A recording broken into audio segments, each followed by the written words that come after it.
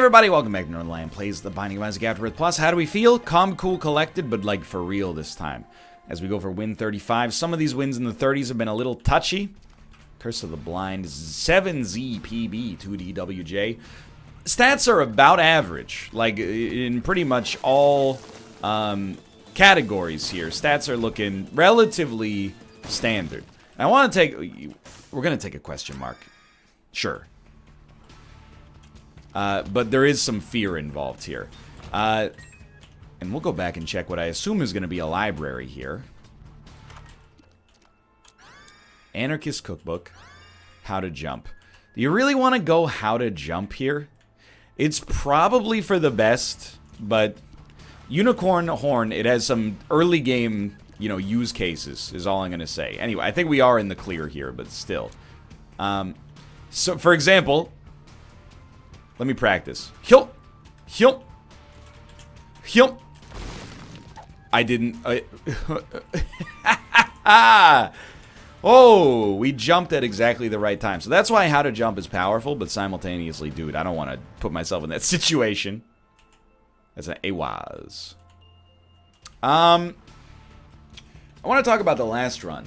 I firmly believe the theme of this streak is that anything in Isaac, bad DPS, rough floors, tough decisions, it can be countered with a combination of, awareness of your own competency, which we have. You can't not have it after this many hours. Combined with forethought, actually taking a second to think about where your run is, where it's going, and what would be for the best for you. We compromised that. Pentagram, thank you so much. We compromised that on our last run. We did. If we had thought about it for more than 5 seconds, I think we would have reasonably come to the conclusion that the right decision was to take invincibility. Thank God for Dad's Ring here. This room has killed more deals with the devil on the second floor than like any room in Isaac history. And Dad's Ring is actually a pretty solid start. But yeah, so we're gonna use our brains this time. We're gonna not be as dumb. Now, we probably shouldn't have taken that pill, but, in the whole scheme of things, it's relatively minor. Not even a gaffe, really, more of a decision, so to speak. I think we are best off fighting the boss right away, even though it does frighten me just a little bit.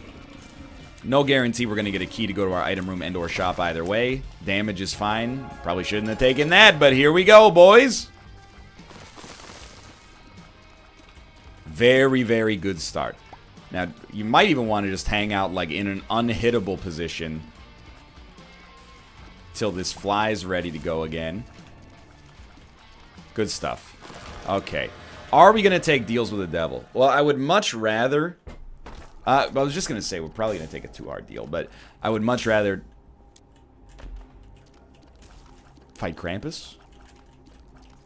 Am I willing to go for it? Yes. I am, and it's probably wrong. Possibly wrong. I'm willing to take a stab at it. And I'm glad I did. It's not that how to jump is bad, but having the nail is probably better. Now, you might think, why don't you just use it here? If only it were so easy. It's a bit of a touchy room, so I'm going to hope that we just get a bomb. So I think we basically won now. But I wanted to take a second, because I'm, in the end, it's just Isaac, but I'm not proud of the way that last run went. I'm proud of the fact that we won, but I think that's the wrong lesson to take from it. It's like, man, my boy NL got out of that sticky situation he put himself in. We did, but the only reason we were in that sticky situation to begin with is because I was being a dummy. I think the more mature response to it is there's no reason for us to have been, behind enemy lines like Owen Wilson and Gene Hackman in the 2001 movie of the same name in the first place, when we could have just, been way, way, way out in front of the situation. So it's a little overly cocky to say that we win, but we have, what feels like substantially more DPS than we had in our last run already. And I'll tell you what, we'll open this. I don't really want to use my nail charge here. I would rather use it. Dude, this combo with Attack Fly and Dad's Ring is really good. Unless we get a key, in which case we might consider using it. But I'd much prefer to use it to try to grab the Spirit Heart. Let's take a risk now. Yeah, that's fine. It's just our low speed is making it a little touchy, but. And you know what? Let's maybe we'll just get a Hanged Man or something, and we'll be fine. Death, well worth a bomb as far as I'm concerned. But so how would we do this? You definitely don't want to step on the bomb.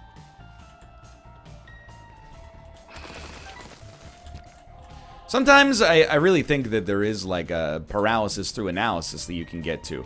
And I think that by just basically my conscious brain saying to myself, hey, you know, I think you got the twitch reflexes from an Isaac related context to get through this. I think you're going to be fine.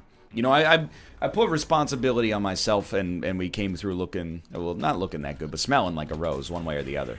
So I will go to the curse rooms now. There's a rule in Isaac. When you're going through heck, keep going. If you're going through heaven, be careful, because as Eiffel65 said, too much of heaven can bring you underground. You get the idea. Anyway, yeah, everything's looking pretty solid right now. I don't actually think we have more DPS now than we had at the end of our last run, but relative to the phase of enemies we're going up against, oh, absolutely. Not to mention we have great defense. So I consider this a pretty nice gift. We've had some runs in these, you know, 30s here. Not just my 30s, but the game's 30s that have been little iffy. Sometimes due to me, sometimes due to the game, and sometimes due to a combination. Yet here we are. Okay. I do need to step on the button. And I will place a bomb. Even though we could have just gone with a battery charge, I expected that to work. Oh, you know what? We could have used our Horf pill. Let's just pop that and then try to make this work. Horf. It did not really work. I think that Nun's Habit is extremely good. And let's try this on for size. You know what? It saves us a key right off the... Ooh, baby. So we want... you never don't take Technology 0. I know that's a double negative. I don't prescribe to the same rules of grammar and English that you learned in the 3rd grade. Sometimes I think it's necessary to break the rules in order to make a more artistic point or make a point more artistically. I like that these enemies were coming up behind us and we were like, you know what? You can't hit us. Why would we be concerned? Thank God that creep was not there. So Awaz is takeable in order to get to boss rush. Ansus just to see what we got around us. Awaz, Hagalas, Awaz, Algiz. Algiz is probably best. I mean, it's definitely best. But check this out. Let's try all this to get a key, but also very hard to say that didn't pay for itself, but dude, I love having a run that has the ability to take risks again. You know, without being like every risk kills us, right? We've already been there, of course. This feels great. Let's go back here and we'll take probably Awaz. And the whole point there is maybe we can use that to get out of our boss rush and we'll be good to go. And forget using a bomb here. Unnecessary. Alright, life is but a dream. Anyway, not every Isaac run is going to be as easy as this run, but not every Isaac run is going to be as hard as the last one. It's up to us to find that happy medium. Very happy to have the speed upgrade. Speaking of mediums. I don't know what that's supposed to mean. Speaking of mediums.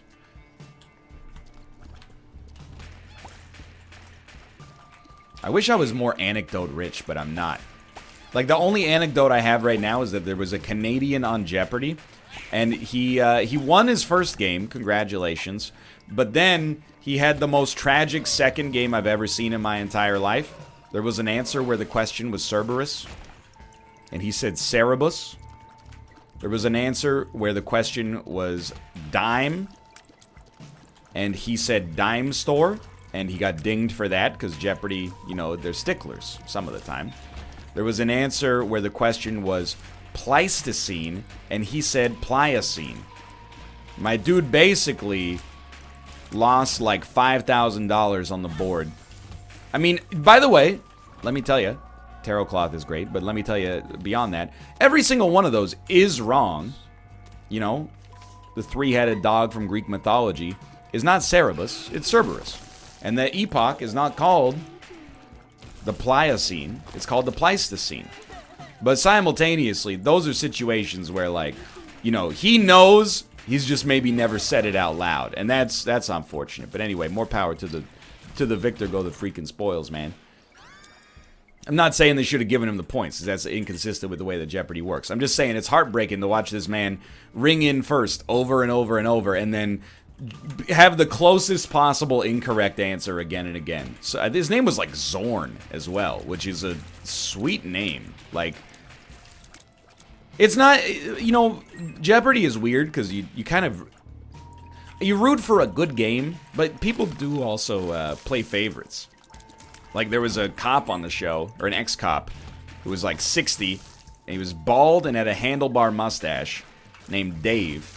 And he was a genius. So, you know, every time I saw Dave pass his first game, I was like, I'm rooting for Dave. Sorry, everybody else. And then, you know, there was Jackie Fuchs was on the show recently. She was a bassist in the band The Runaways, and is also a genius and had strung together a nice little run for herself as well. You know, when it's hard, or it must be frustrating to just be like a normal person on Jeopardy. And then, you know, some guy comes in and is like, hey, my name's like Tarsum, and you know, I got this cool story about like how the life of Pi was based on my life. And then you're just like, my name is Jennifer, and I work in, you know, data science and business analysis in Spokane, Washington. Puts you at a little bit of a fan disadvantage, but, you know, it is what it is. You also realize on Jeopardy, I never realized how wealthy people were on Jeopardy sometimes until I grew up and I thought about it. There was a dude on Jeopardy. He lost. It was like 2 nights ago. And they always, I usually skip through the bios for the players because, you know, I don't care. It's more grist for the mill as far as I'm concerned. But, you know, Alex is like, you and your wife have a unique tradition. And he's like, yeah, whenever any of our grandchildren turn like 11, 12, 13, we take them on a unique overseas trip. So last year we went on a cruise to the Amazon, and the year before that we went to London for a tour of you know, history plus culture tour. I was like, dude, I didn't have an unhappy upbringing, but the first time I went overseas is when I took a job teaching English in South Korea. Before that, I had been to 2 countries, Canada and the United States. And I hadn't even been to, I don't want to insult anybody who lives in these parts of the United States, but I hadn't been to like the tourist destinations in the United States. I hadn't been to like, you know, LA, New York City, blah, blah, blah. I had been to like Syracuse and Buffalo, New York. No disrespect meant to Buffalo or Syracuse for that matter. I'm just saying, when you think of like, where are you going to go on vacation? If you had the choice, they probably wouldn't be at the top of the list. Probably Vancouver wouldn't be either. So, you know, turnabout is fair play. I was like, man, I'm not hating on the dude either. I think that's really cool. Moreover, I think that, you know, if you have the opportunity to provide, you know, your kids or grandkids with the, you know, the gift of international travel when they're young, that's good, dude. Turn into interesting, you know, adults who are, you know, they've got rich life experiences, and, you know, they're not afraid to eat vegetables and stuff like that. I think it's a big positive. This is a weird one for me here, because, like, I don't want to get rid of the nail, but it is basically, in Slay the Spire terms, it's a dead draw right now. But it might not be a dead draw forever. You know, it's like getting a limit break as your first choice as the Ironclad. Like, what are we supposed to do with this newfound information. Well, it's not a dead draw because we can use it as I mean, first off, it's not a dead draw because it's not a card. But it's not a dead draw because we can use it as a very slight damage increase. But I'm really, really betting on... We didn't need to pop that for a second time. I'm really, really betting on a deal with the devil that's mad positive for us here. And our deal is not, like, our current setup is not bad. The Hierophant. The only thing is, the DPS could use a slight bit of work. Even, like, you know what would be a nice, modest, but still market improvement for us? Eye of Belial would be sick right now. Piercing shots that also home and do a little bit of extra damage. Plus Continuum means they stay on the screen a little bit longer to do their work with static tiers. Like, I think that would be a real solid get. So, Cuba Meat is fine. And then, you can't really, at this point, be too devastated about fighting Krampus. And it did hook us up with a usable item. We'll head down to our next floor ahead of schedule. I don't even know what I did with the Awaz rune. It's the curse of having a run that's, like, too good. Sometimes you just lose where you're going. Hold on. I have received a text message. Let's see who this one's from. Sure. It's from my mom. She says, quick call tonight. No, Mom! You were just here for 10 days. I budgeted my time, so... No, of course I'm not gonna be like that. Moreover, I'm like way ahead on like backloggy stuff. Feels good, dude. The most recent text message I got before this was from our auto parts store. And it said, your car is ready to be picked up. And then it said, you have any questions? But with the letter U. And I was like, you know what? Some people, I think, needlessly might pearl clutch at that and be like, how did we get to this point in our society that, you know, the people at Napa Auto Parts... Dude, piercing shots, thank you. Which, by the way, is not where I get my car stuff done. Not because of any sense of preference, but I just wanted to throw you a little red herring. But how did we get to the point where they're not even using proper English in order to communicate with their esteemed customers? I took it as like, dude, we're friends now.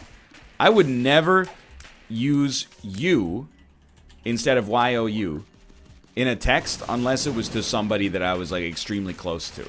So as far as I'm concerned, me and the GM at Napa Auto Parts, we're boys now. I know where I'm getting my oil changed. Probably should have gone to the shop, huh? By the way, I had a great idea. Here, dude, our DPS is so much better now.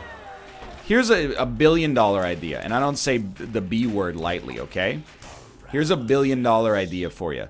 Any engineers of the chemical variety watching the show right now? Why don't you just make an oil that never needs to be changed? Like, I don't understand what's supposed to be so hard about it. This one, it hurts, because I think there is a case to be made for picking up Aquarius and then using Continuum, Aquarius, etc., etc. Or maybe even you do take Skinny God Mushroom in that situation to get through Boss Rush. But the thing is, the risk is modest, not high, but modest, and the reward is like potentially very low. Slight rate of fire increase that also costs us damage, or alternatively, Aquarius, which is worth very little. So this time, I think, you know, again, a little bit of forethought goes a long way, and we're not even doing forethought. This is 5 thought. We thought ourselves into a good spot here. It's probably not that easy, but like, why don't they just make an oil that never needs to be changed? It's so simple. I thought of the idea. You do, oh, it's not possible. You figure that out. I already did the hard part, okay? Let me hit you with another one, okay? How about, you know, everyone's always complaining about, oh, the price of gas. The price of gas is so high. How about you just make gas that combusts and you use that as power to move your car forward, but then the gas just condenses back into gas after it's combusted, okay? Like, I don't see why it's got to be so hard. You know, back in the day, General Motors employed thousands and thousands of hardworking engineers that could have solved a problem like this. I guess at some point they just gave up. They just said, the car's pretty good as is. We'll just let Elon perfect it. I mean, I got a million ideas like this. It's like, what if there was a food? No, wait, this one, I think it was already done by the Yes Men. Great series of documentaries if you've never seen them, by the way. The Yes Men well, they're basically con artists, but they're like protest con artists, so they pose as like important people, and then they get invited to speak at like these world summits. So that, like, the one I remember, they definitely have 2 documentaries that I've seen. On one of them, no thank you, they invent, or they claim to have invented, a way to process human fecal matter into edible nutrient patties for, you know, the third world. And then they go around and, you know, I'm sure that when they do these presentations, you know, the testimonials they show after they do the presentation is always people being like, wow, this is like a really good idea. Like, this could it could solve world hunger. All you have to do is let poor people in other countries eat our feces. And yeah, it sounds bad, but, you know, if it solves world hunger, isn't that worth it? And the answer is no, I think. Why don't you give them the food and then you eat the poop and see if you still feel the same way about the situation? But they have people that go, you know, it's such a good idea. But I remember in the second movie, they do that presentation of like a college classroom, and everybody is like, is this a joke? And they walk out. And I was like, dude, my generation, you know, we catch a lot of flack, but we also kind of rule. So, like, cheers to that. It's called, one of them is called the Yes Men, the other one's called the Yes Men Rule the World, I think. As far as, you know, films go, not always, you know, 10 out of 10. Why not take Death's List here? We know our HP's good. But in terms of, like, you know, on a scale of interest, they're very interesting. Dude, absolutely. Like, absolutely. I will take both, and I will pay for the privilege of doing so. Although I think we'd probably ruin static tiers as a result. Yeah, that's a shame. I thought it would work and connect them here, but Lump of Coal Tech X is, like, comically great.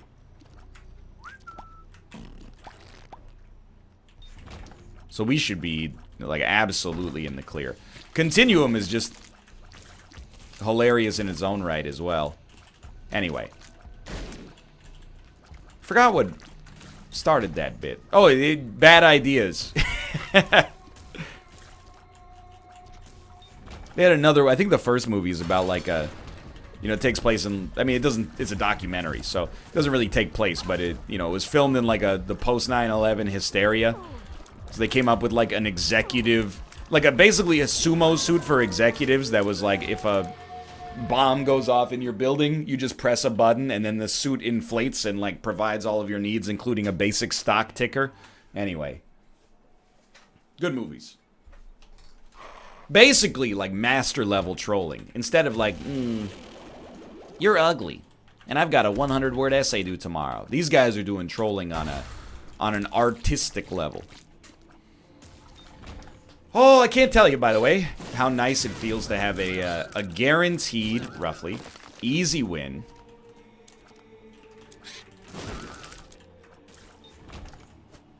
After a few days of runs. Dude, we got a damage upgrade for Death's List there. That's amazing. After a few days of runs where things were a little touchier, like, or maybe even a lot touchier, like, I'm not saying I want every win to be bequeathed to me on a silver platter, but, you know, I remember I was a younger man, but not by that much, when I had that 100 streak. And I remember there would be sets of 20 where you would just, you cruise, you know?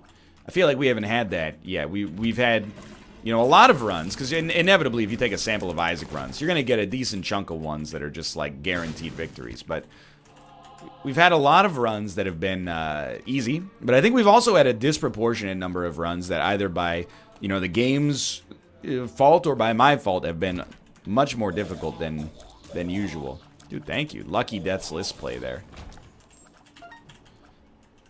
So I'm feeling good again. I'm feeling confident. I'm feeling ready for the future. More difficult Isaac runs. Calm, cool, collected. I'm the people's champion is what I want to be on this streak. I'm not the champion of the people that are Xander Cage from Triple X. I want to be the champion of the people that are like, you know, with hard work and consistency, you can accomplish a lot in Isaac and maybe in life as well, although maybe we're undecided on that one.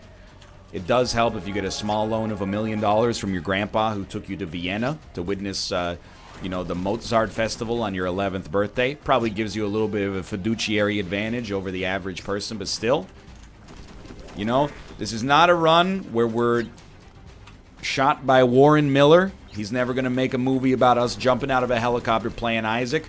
Well, what we could be is Cal Ripken Jr. Huge tiers upgrade there.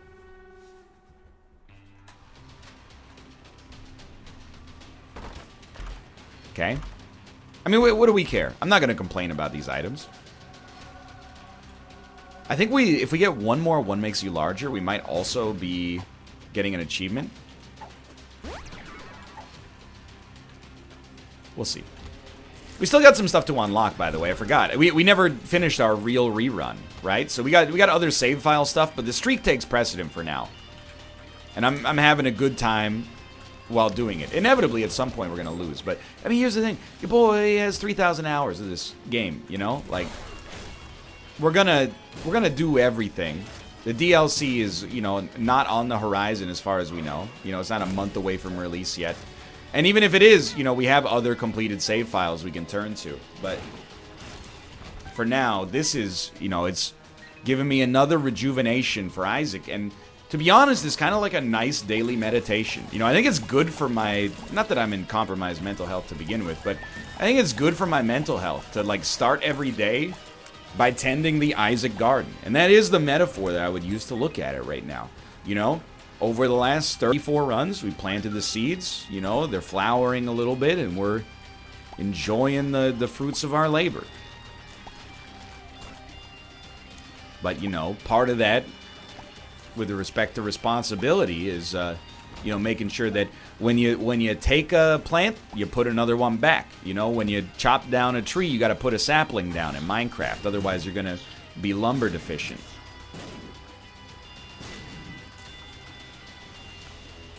I don't even want to talk about it because, like, we're coming close to the end of the episode. But, dude, I've been loving Team Unity Tuesday Minecraft. Hopefully this episode doesn't come out, like, and something horrible has happened. Like, we stopped playing it because Dan jumped on Malf's crops one too many times, and it, you know, it was a toxic blow-up. Look, these guys are like DVD screensavers. They can't get into the corner. But, I know that people...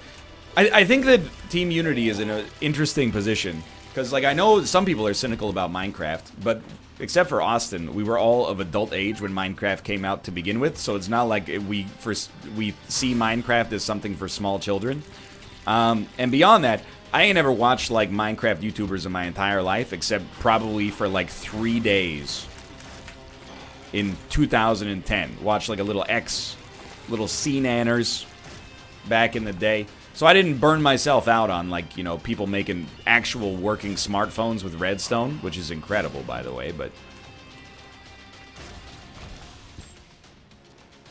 So I feel like so much of Minecraft is, like, fresh to me right now, and I can really appreciate how good that it actually is as a game. Check this out. You want a really galaxy brain?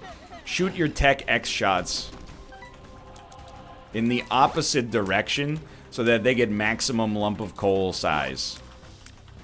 Which is actually highly dumb, now that I think about it, because they're hitting way less often, and I don't think they do more damage anyway. You ruined Death's List, you freaking idiot! Get me out of here. Good win. That takes us to 35, and I'm feeling solid. For now, thanks for watching. I hope you've enjoyed the episode. If you did, click the like button. It helps out a great deal. Of course, subscribe if you want to see more in the future. But for now, thanks for watching, and I will see you next time. Follow me on Twitch as well, twitch.tv/Northernlion, and I'll see you next time. See ya!